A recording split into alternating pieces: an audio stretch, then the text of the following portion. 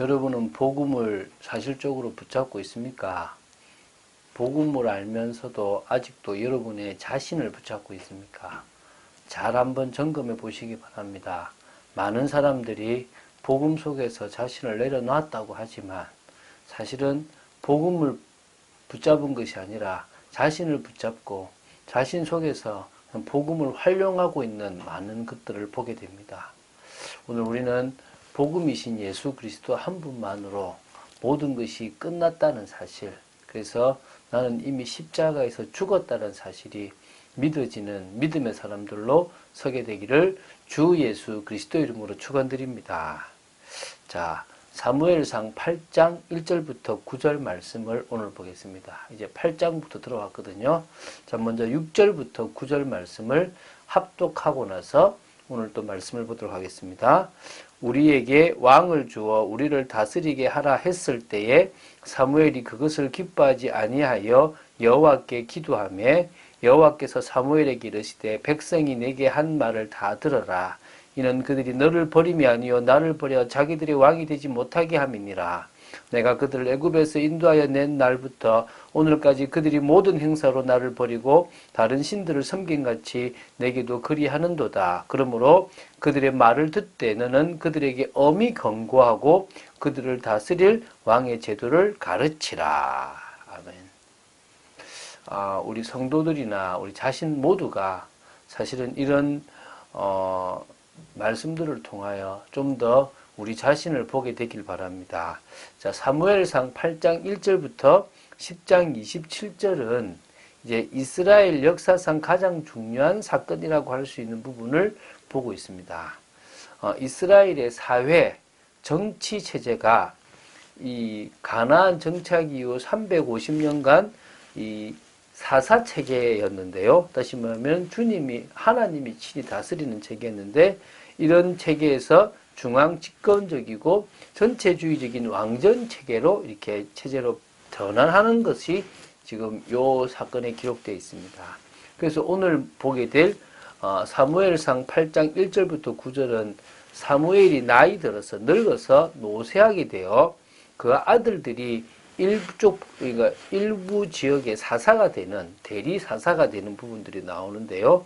근데 그들이 아버지 행위를 따르지 않고 타락하게 되는 모습이 나옵니다. 그로 인해서 안 그래도 이스라엘의 문제가 왕이 없었다는 생각을 가졌던 장로들이 이번 기회를 통해서 사무엘에게 왕을 요구하게 됩니다.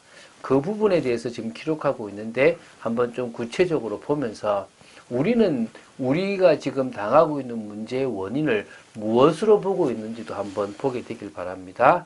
자, 8장 1절부터 3절을 먼저 보겠습니다. 사무엘이 나이가 늙어 더 이상 지도자로서 좀 전국을 뛰기가 어렵기 때문에 그의 아들 둘을 사사로 세워서 좀 멀리 있는 저 남방 브엘세바까지에 이렇게 둘을 보내게 됩니다.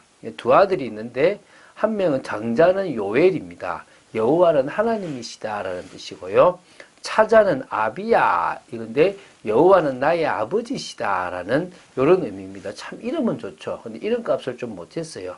이들이 브엘세바에서 대리사사가 되었는데요. 사무엘이 이제 이게 나이가 들어서 이제 그쪽에 보냈긴 했는데 사실 이들이 가서 제대로 아버지 행위를 따르지 않고 이익을 따라 뇌물을 받고 판결을 굽게 해버리는 그런 어리석은 짓을 하는 겁니다. 자, 한번 생각해 봅시다. 이게 지금 우리 말하면 세습과 뭐 조금 비슷하기도 하는데요. 사무엘이 자신의 아들들을 이스라엘의 사사로 세웠지만 이건 정당하다고 볼 수가 없습니다. 왜냐하면 사사는 누가 세우느냐? 하나님이 직접 세우시기 때문입니다. 세습하는 직책이 아닙니다. 교회 목사도 마찬가지입니다. 세습하는 게 아니거든요. 내 거를 물려주는 게 아니잖아요. 그래서 이 3절에 뇌물을 받고 판결을 굽게 했다는 것 자체가 사사로서의 자격이 없다라고 볼 수 있는 겁니다.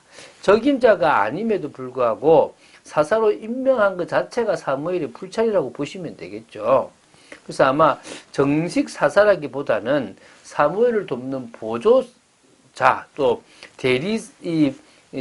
그 사사였다라고 생각하시면 되겠습니다. 그래서 우리는 마지막 사사를 이 사무엘의 두 아들 요엘과 아비야로 보는 것이 아니라 사무엘로 이게 보고 있는 것입니다. 4절, 5절을 좀 보겠습니다. 자, 이제 사무엘의 두 아들이 지금 판결을 굽게 하는 잘못된 사사 노릇을 하고 있잖아요.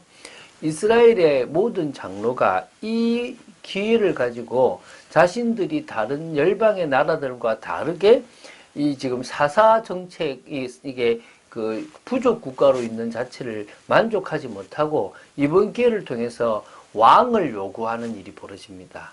사무엘 당신도 필요 없고 누구를요? 왕을 달라.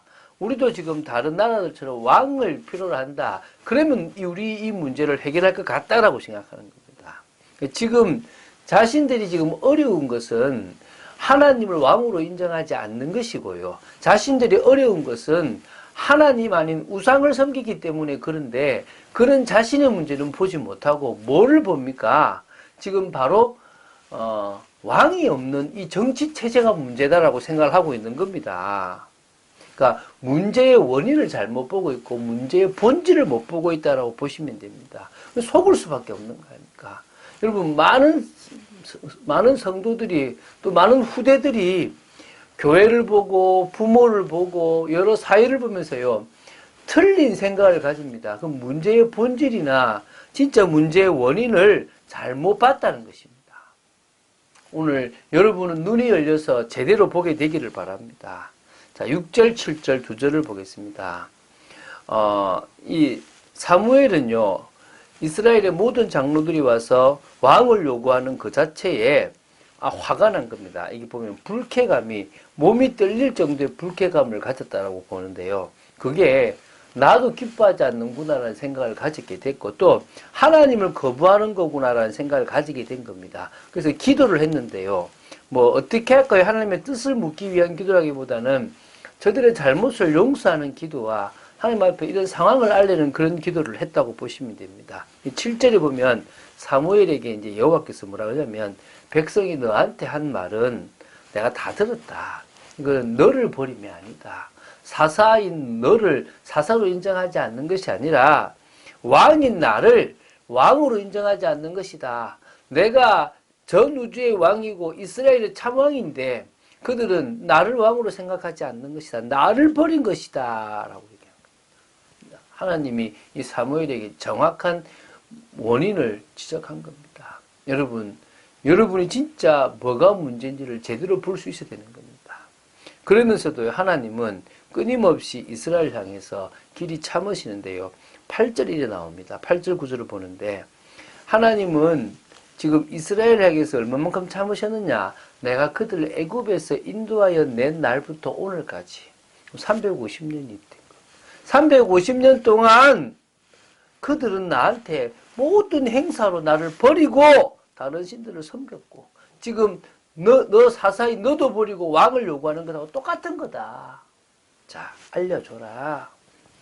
그들의 말을 다 들어주고 수용해주되 그들에게 왕정의 정치가 이 왕정 체제가 얼마만큼 위험하고 문제가 있는지를 알려줘라. 왕이 자기 멋대로 하면 그 왕 때문에 얼마나 많은 백성들이 힘든지를 알려줘라. 그리고 앞으로 이 이스라엘의 왕의 제도는 이렇게 될 것이다라는 사람이 세운 왕이 아니라 하나님이 인정한 왕, 하나님을 바라볼 때 응답받는 왕으로 만들어 갈 거다라는 것을 가르쳐 주라라고 하는 겁니다. 여러분 세상 공부를 꽤 오래 했잖아요. 그러면 세상 보는 눈이 열리고 세상에 성공하는 법이 있습니다. 여러분 성경을 보는 눈이나 하나님의 말씀을 통해서 전체를 깨닫는 그런 것도 여러분들이 없으니까 사실은 세상의 기준으로 여러분 자꾸 보게 되는 거예요. 어느 정도는 맞아 보여요. 어느 정도는 그것이 일리 있게 보입니다. 근데 여러분 속는 겁니다. 여러분 하나님의 말씀 속에서 여러분들이 기준을 딱 정할 수 있게 되길 바랍니다. 그러면요 좌우로 치우치지 않는 딱 올바른 길을 갈 수 있게 되는 것입니다. 하나님은 우리가 하나님의 방법으로 살아가고 하나님의 말씀을 따라 뜻을 따라 인도받는 그런 사람들이 되기를 원하시는 겁니다. 이번 주간은 피제사에 대한 이야기를 지금 계속 하잖아요. 여러분, 아벨이 드렸던 피제사, 이것은 우리에게 예물이 중요하다는 것을 보여주고 우리가 예배를 드리러 나아갈 그때에 영과 진리이신 예수 그리스도 십자가의 피를 가지고 가는 믿음이 그 무엇보다도 중요하다는 사실을 알려주고 있다는 겁니다. 여러분, 복음의 비밀을 깊이 이해하는 여러분 되시기 바랍니다. 그리고 정말 영과 진리로 드리는 참 예배의 축복을 누리고 이 언약을 붙잡고 이 언약을 전달한 여러분 되시기를 주 예수 그리스도 축원드립니다. 그래서 여러분, 영적으로 최고의 자리에 올라가는 그런 비밀을 누리기 위해서 오늘도 싸우세요. 사단은 여러분들을 자꾸 유혹하고 넘어뜨리려고 합니다. 여러분들은 속지 마시고 넘어서는 참 축복을 누리는 여러분 되시기를 주 예수 그리스도 이름으로 축원드립니다. 주는 그리스도시요 살아계신 하나님의 아들이심을 고백합니다.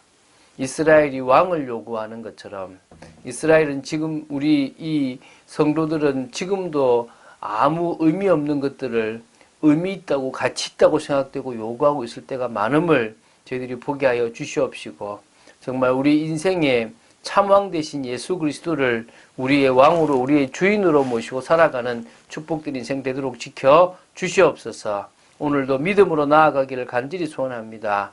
예배의 참된 축복을 누리도록 지켜 주시옵소서.